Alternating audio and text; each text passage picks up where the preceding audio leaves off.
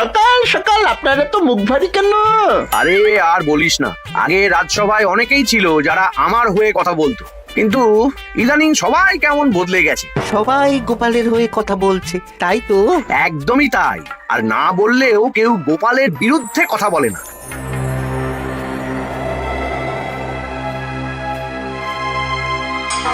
কি মন্ত্রী মশাই, আজকাল তো আমার কথা আর মনেই পড়ে না, ভুলে গেছেন নাকি? আরে না না ভগবান, তুমি হলে আমার তুরুপের তাস। ঠিক সময়ে ঠিক সুযোগ এলে তোমাকেই ডাকবো। একটু দেখবেন। হ্যাঁ, আরে নিশ্চয়ই নিশ্চয়ই। এই চলি রে, আবার রাজসভায় যেতে হবে।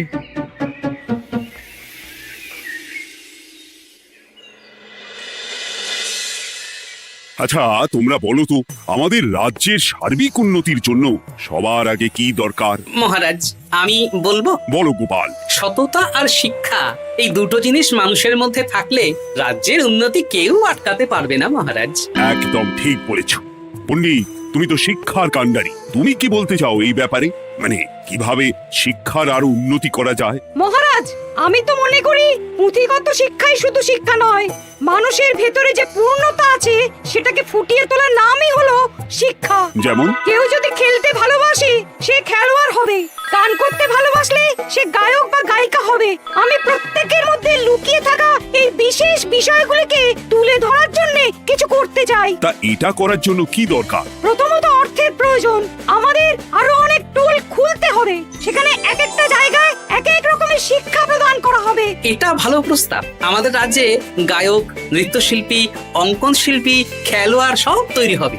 দেশ বিদেশে রাজ্যের নাম উজ্জ্বল হবে। মহারাজ, একদম এসব উল্টো পাল্টা খরচ করবেন না। কেন কেন? মহারাজ, রাজকোষে প্রথমত বেশি অর্থ নেই, যে কোনো সময় যুদ্ধ লাগতে পারে। তাই আমাদের উচিত প্রথমে এসব না করে কামান, গোলা বারুদ, ঢাল, তরোয়াল এসব কেনা। ঠিকই বলেছ। কদিন ধরেই শুনছিলাম সীমান্তবর্তী এলাকায় ইংরেজ সেনারা নাকি ঘুরঘুর করছিল। পণ্ডিত মশাই, আপনার এই সব পাণ্ডিত্য অন্য জায়গায় ফলাবেন কেমন? এসব করে লাভের লাভ কিচ্ছু নেই। কাউকে যদি ইংরেজরা গুলি করে সে কি গান শোনাবে? হ্যাঁ, মন্ত্রীর কথায় যুক্তি আছে। মহারাজ, আপনি বরং পণ্ডিত মশাইকে কিছুদিনের জন্য ছুটি দিয়ে দিন। পণ্ডিত মশাইয়ের মাথার একটু বিশ্রাম দরকার। হ্যাঁ পণ্ডিত, তুমি বরং দিন 15 জন্য তীর্থে ঘুরে এসো। যথা আজ্ঞা মহারাজ।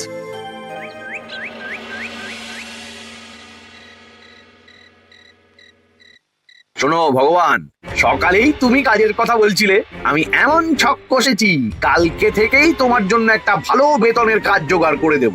শুধু যা বেতন পাবে তার অর্ধেক আমাকে দিতে হবে, কেমন? রাজি রাজি। কি কাজ বলুন? শোনো, বাহ বাহ, দারুণ দারুণ, হয়ে যাবে কাজ।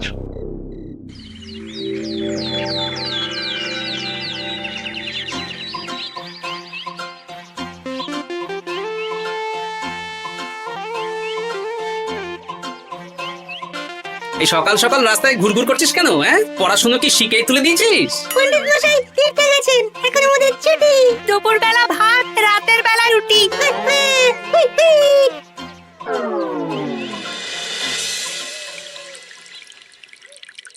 মহারাজ, গতকাল পণ্ডিতকে ছুটি দিলেন আর আজ পাঠশালার সব ছাত্রছাত্রী সকাল থেকে ঘুরঘুর করছে। কি তাহলে তো মুশকিল। মুশকিল আসান করার রাস্তা আমার কাছে আছে মহারাজ। আমার সন্ধানে এমন একজন পণ্ডিত আছেন যিনি বহু ভাষাবিদ, অনেক পাণ্ডিত্য, দেশ বিদেশে শিক্ষাদান করেছেন। কিন্তু তাকে আমরা পাবো কোথায়? তিনি কৃষ্ণনগরে ঘুরতে এসেছেন, শুধু ওনাকে বেতনটা একটু বেশি দিতে হবে। এবং তিনি এই রাজ্যের যে কোনো মানুষের চেয়ে বেশি শিক্ষিত, তার পড়ানোর ধরনই আলাদা। সে কোথায়? আমি তাই ওনাকে আজকে রাজসভায় আসতে বলেছি। মহারাজ, আপনার সাথে একজন দেখা করতে এসেছেন। দেখুন মহারাজ, বলতে না বলতেই হাজির। ওনাকে ভিতরে আসতে বলো। আচ্ছা মহারাজ।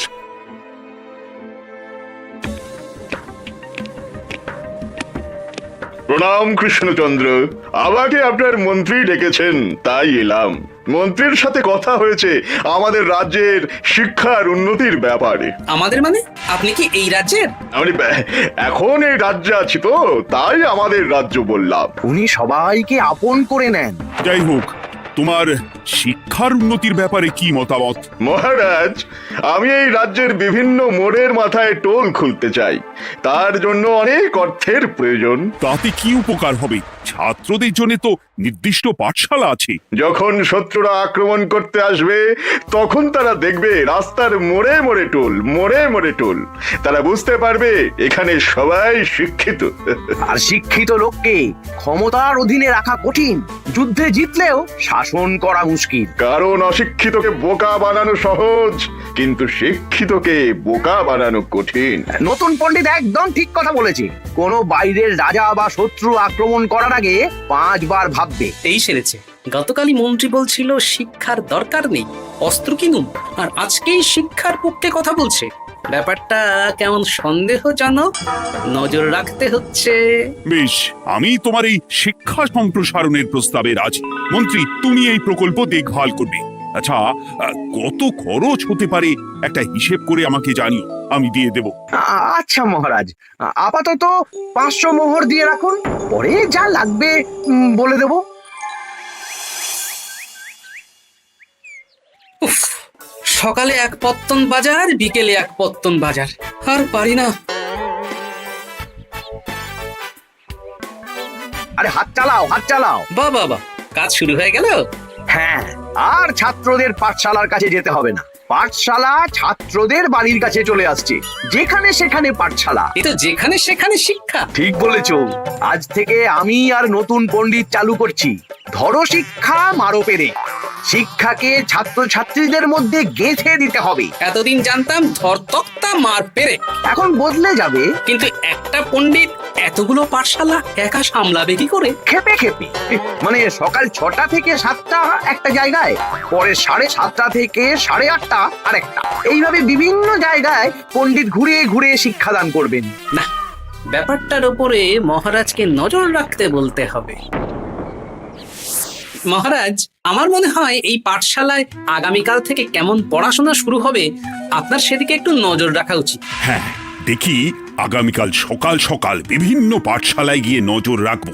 আর হ্যাঁ, আমাকে নতুন পণ্ডিত একটা তালিকা দিয়েছে, কোন পাঠশালায় কখন পড়াবে সেটার তালিকা। আমিও যাব আপনার সাথে।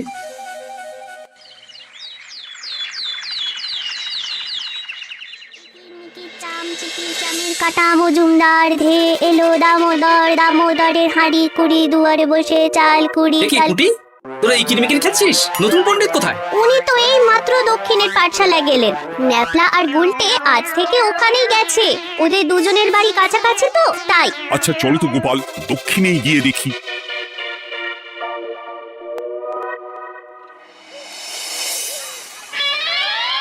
দেখি এখানেও তো নতুন পণ্ডিত নেই। নতুন পণ্ডিত মশাই আমাদের একের নামটা মুখস্থ করতে দিয়ে চলে গেলেন। একের নামটা? এসব কি হচ্ছে? শিক্ষার নামে অর্থের জলাঞ্জলি মহারাজ। না, আজই রাজসভায় এর বিচার হবে। মন্ত্রী, আমি যা দেখলাম তাতে শিক্ষা তো কদিন পরে লাটে উঠবে। আমার এক ভাগ্নি তো আজ পাঠশালায় গিয়ে লুকোচুরি খেলেছে। নামমাত্র পড়াশোনা আর বাকি সময় খেলা, এভাবেই বয়ে গেল বেলা। মন্ত্রী, এই তোমার নতুন পণ্ডিতের দৌড়। মহারাজ, একজনের পক্ষে এতগুলো পাঠশালায় শিক্ষাদান তো সম্ভব নয়। তার জন্য তো আরো পণ্ডিতের প্রয়োজন, আর তার জন্য চাই আরো অর্থ। আবার অর্থ? শুধু মহারাজের অতিরিক্ত অর্থ খরচ হবে বলে আমি আগে এই প্রস্তাবটা রাখিনি। বেশ, তা আর পণ্ডিত কোথায় পাবে? আমাদের নতুন পণ্ডিতের কাছে অনেক পণ্ডিতের সন্ধান আছে। উনি একটা হাঁক মারলেই সব চলে আসবে। বেশ, তাহলে তাই ব্যবস্থা করো। এভাবে শিক্ষার অবনতি আমি চোখে দেখতে পারবো না। আরো 300 মোহর লাগবে। পেয়ে যাবে। এ তো দিনে দুপুরে ডাকাতি। ব্যাপারটা ধরতে হবে, কিছু একটা ঘটতো আছেই। আর নতুন পণ্ডিতদের যদি কোথাও একটু থাকা খাওয়ার ব্যবস্থা করা যায় তাহলে ভালোই হয়। রাজবাড়ির অতিথিশালা তো আছেই, ওখানেই না হয় ব্যবস্থা করে দেব।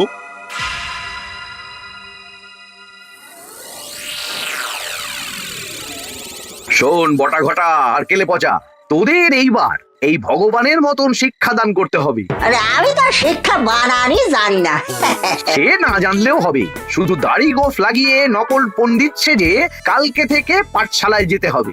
কাকে কোথায় যেতে হবে সব আমি বুঝিয়ে দেব। আচ্ছা।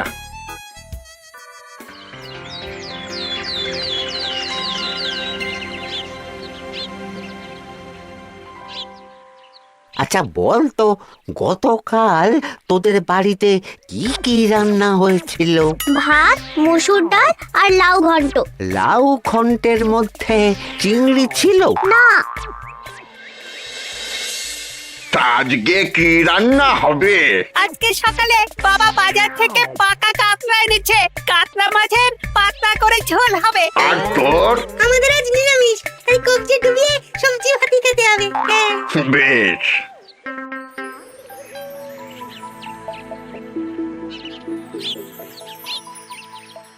বল, আজকে তোরা কি কি শিখলি? আমি লাউ ঘন্ট। আমি সবজি ভাত। আমি কাতলা মাছ। কি বলছিস কি? আজকে তো পাঠশালায় এই সব আলোচনাই হয়েছে। এবারে ব্যাপারটা একেবারে সহ্য সীমার বাইরে চলে যাচ্ছে। দাদু, আমাদের আগের পণ্ডিত মশাই ভালো ছিলেন। উনি কোথায় চলে গেলেন? মন্ত্রী মশাই ছলে বলে কৌশলে ওনাকে তীর্থে পাঠিয়েছেন। না, এখন আমাকে মন্ত্রী মশাইয়ের উপরে নজর রাখতে হবে।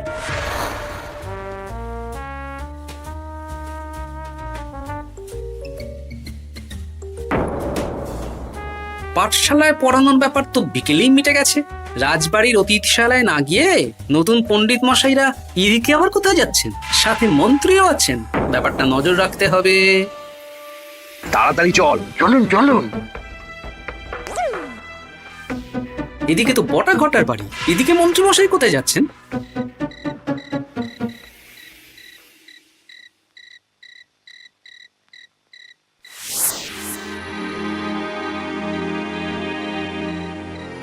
তারপর তোমরা সবাইকে কি শিক্ষা দিলে?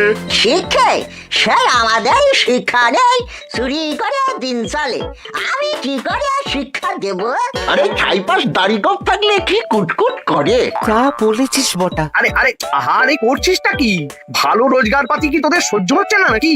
ভগবানকে দেখ, সেই কবে থেকে দাড়ি গোঁফ লাগিয়ে পণ্ডিত মশাই সেজে আছেন। আমারও প্রথম দিন একটু সমস্যা হচ্ছিল, এখন সামলে নিয়েছি। আর আমাদের এই সব আলোচনা একদম করা উচিত না।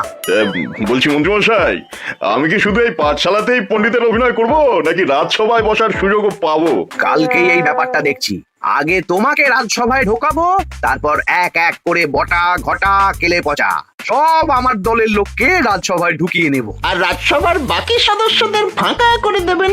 একদম তাই। মহারাজ সহজ সরল মানুষ, এটাই একটা বড় সুবিধা। আচ্ছা, এই ব্যাপার। ঠিক আছে, আমি কদিন পরে ঠিক সময়ে একদম হাটে হাঁড়ি ভাঙবো।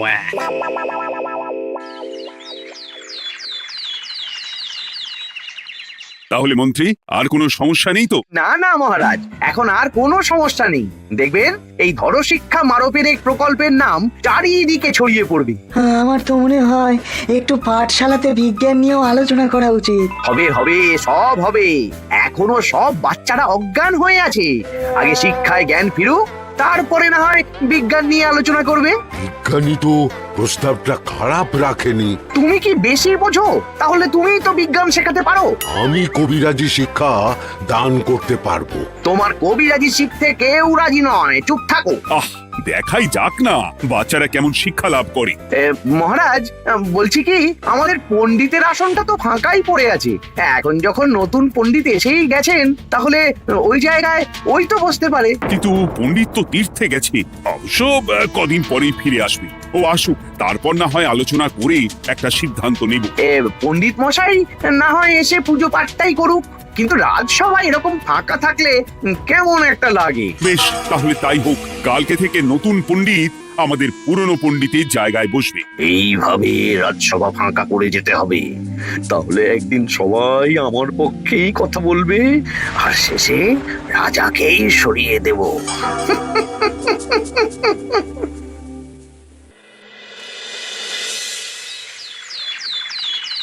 মহারাজ, সর্বনাশ হচ্ছে চারিদিকে। চলুন চলুন, আমি পুরো বিষয়টা ধরে ফেলেছি। কি ধরে ফেলেছো? শিক্ষার নামে ষড়যন্ত্র চলছে মহারাজ। রাজসভায় চলুন, সব বলছি। আচ্ছা আচ্ছা, আসছি। হ্যাঁ বলো গোপাল। তুমি কি বলছিলে শিক্ষার নামে ষড়যন্ত্র নাকি মানে গোপাল মস্করা করছে নাকি? রাজ্যে দারুণ শিক্ষাদান চলছে। মহারাজ, আমি দেখে ফেলেছি আমাদের নতুন পণ্ডিত আসলে কোনো পণ্ডিত নন। ইনি আপনাকে আমাদের সবাইকে বোকা বানাচ্ছেন। তাই নাকি? ডাকো দেখি নতুন পণ্ডিতকে। এই তো মহারাজ, আমি চলে এসেছি। এই তো ইনি বদমাশি করছেন, শিক্ষার্থীদের ভবিষ্যৎ নিয়ে খেলছে। এই বল, আসল কথা বল। কি বলবো, এসব ভাড়ামো বন্ধ করো গোপাল। না বললে আমি কিন্তু ধুতি খুলে দেব। এই এই আরে আরে, কি হচ্ছেটা কি? এই সরো তো, সরো সরো। কি হলো কি হলো? এই সেরেছে, গোপাল এসব কি বলছে? বলুন। ভুল বকছে কেন? গোপাল, তোমার কি হলো গো? কি বলছো তুমি? আমার কাছে বৈদ্য, তুমি একটু দেখো তো গোপাল ঠিক আছে তো? এই যে নতুন পণ্ডিত, তুমি তো অনেক ভাষা জানো, তুমি বুঝতে পারছো? মহারাজ, আমি দেখছি গোপালের মনে হয় বিশ্রামের প্রয়োজন। এই তোমরা কয়েকজন মিলে গোপালকে রাজবাড়ির অন্দরমহলে নিয়ে চলো। চলুন, আমি যাচ্ছি। ওহো, গোপালের কি হলো? মাথায় লেগে গেল? ভাষা চলে গেল? সব এই নতুন পণ্ডিতের জন্য।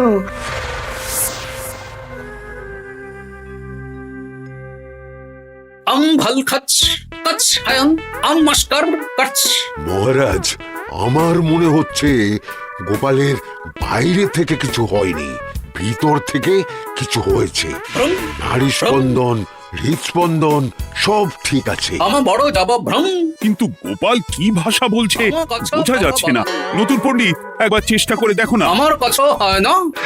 এসব তো আমি কিছুই বুঝতে পারছি না মহারাজ। আপনি যে এত দেশ বিদেশে ঘুরেছেন, আপনি বুঝতে পারছেন না? এ আমার এখতিয়ারের বাইরে। তোমার বাকি পণ্ডিতদের নিয়ে আসো তো, যারা পাঠশালায় পড়ায়। আমি বুঝতে পারছি না, বটা ঘটা কেলে পচা কি বুঝবে? আমার বড় জবাব ভ্রম। চপ করো ঘট, নল খব মরব। কিছুই তো বুঝতে পারছি না। রাজসভায় কাউকে না দেখতে পেয়ে এখানে এলাম। ওই তো আমাদের পুরনো পণ্ডিত চলে এসেছে। শুনলাম গোপালের নাকি কি হয়েছে। এই পণ্ডিত, তুমি দেখো তো গোপালের নতুন ভাষা উদ্ধার করতে পারো কিনা। কি গোপাল, তুমি কি ভাষায় কথা বলছো? আমার মতর ভাষ কত বলো। ওই দেখো আবার কি সব বলছে। আমো বোঝো তো পড়ছো, সবার সাথে মস্করা করছো। তমো ঠক ধরছ। হ্যাঁ, এই পণ্ডিত, এটা কি ভাষা? ঘাবড়াবেন না মহারাজ, এটা পাতি বাংলা ভাষা। বাংলা ভাষা? গোপাল শুধু আকার ইকার উকার আর বেশিরভাগ স্বরবর্ণ বাদ দিয়ে কথা বলছে। মানে গোপাল দম কছ কছ বলো। আমার নাম গোপাল ভর। মহারাজ, গোপাল বলল আমার নাম গোপাল ভর। আমার অত বকনা মহারাজ। এর মধ্যে আকার ইকার উকার এসব বসিয়ে দেখুন তো কি হয়। আমার নাম গোপাল ভাঁড়। আমার নাম গোপাল ভাঁড়। অত আমি অত বকা বোকা নই মহারাজ। মহারাজ, আমি অত বোকা নই মহারাজ। এই তো সুন্দর ধরে ফেলেছেন। কি কেমন দিলাম? দেখলে, আমাদের রাজ্যে মন্ত্রী ধরে আনা পণ্ডিতের পাণ্ডিত্য। সব এক একটা গাধা। হ্যাঁ, এ কি ভগবান, বটা ঘটা কেলে পচা। মহারাজ, এখান থেকে কি বুঝতে পারলেন? কি? শিক্ষার বাইরেও অন্যভাবে সমস্যার কি করে সমাধান করা যায়, তাও শুধুমাত্র উপস্থিত বুদ্ধি দিয়ে, যেটা আমাদের রাজপণ্ডিতের আছে। তা তো দেখতেই পাচ্ছি। আর সেই জন্যই মন্ত্রী ওনাকে সরাতে চেয়েছিলেন, আর কিছুদিনের মধ্যে সব সভাসদদের সরিয়ে দিতেন। আমি সব মতলব শুনেছিলাম, আর এই দিনটার জন্য অপেক্ষা করছিলাম। আজকেই তো পণ্ডিতের তীর্থ থেকে ফিরে আসার কথা। তাই আজকে এই ছোট্ট নাটকটি করলাম। এবার মন্ত্রী আর এই 4 জন নকল পণ্ডিতকে আচ্ছা করে কারাগারে গিয়ে ধোলাই দাও। ধোলাই হলো ওনাদের জন্য উপযুক্ত এবং উচিত শিক্ষা।